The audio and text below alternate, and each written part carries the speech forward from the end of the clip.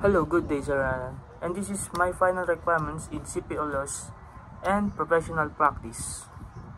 For the number 1, what is the case all about? The case all about the appeal of Christian Cadas Y. Cabias was dismissed for lack of merit. He was found guilty of violation of Section 4 and 3 and 5 of Republic 9775 by the Regional Trial Court of Valenzuela City, Branch 270 in criminal case number 216V17.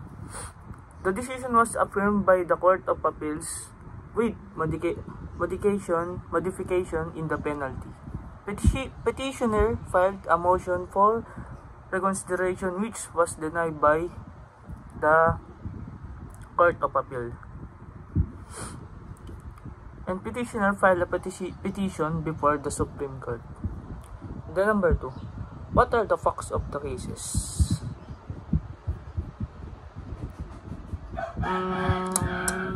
The facts of the cases is petitioner, who was 24 years old, met the victim AAA, who was 14 years old, in the canteen where he works. They started relationship despite AAA's mother's disapproval. In October 2016, AAA's mother discovered their relationship and confronted the petitioner. And in November 2016, AAA's mother discovered that the petitioner was sexually luring her daughter through message.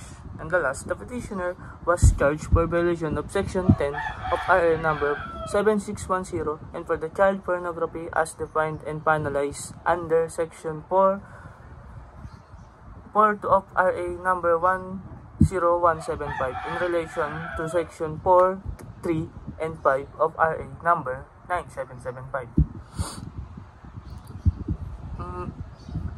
What are the issue in this case?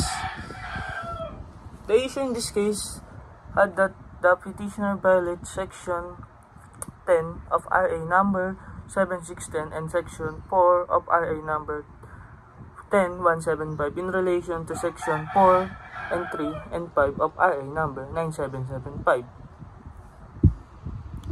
For the number 4, what is the ruling of the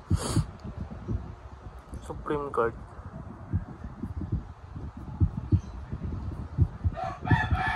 The ruling of the Supreme Court is, number 1, the petition was found to be without merit. For the number 2, on the issue of the right to privacy, the court disagreed with the petitioner as the evidence presented by the prosecution were taken from his Facebook Messenger account and not through an unlawful search or trespass.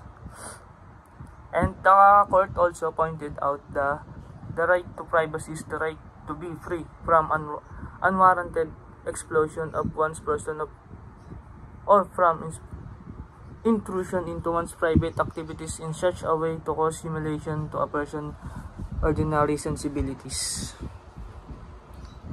And number 5, what are your takeaways learning from this case?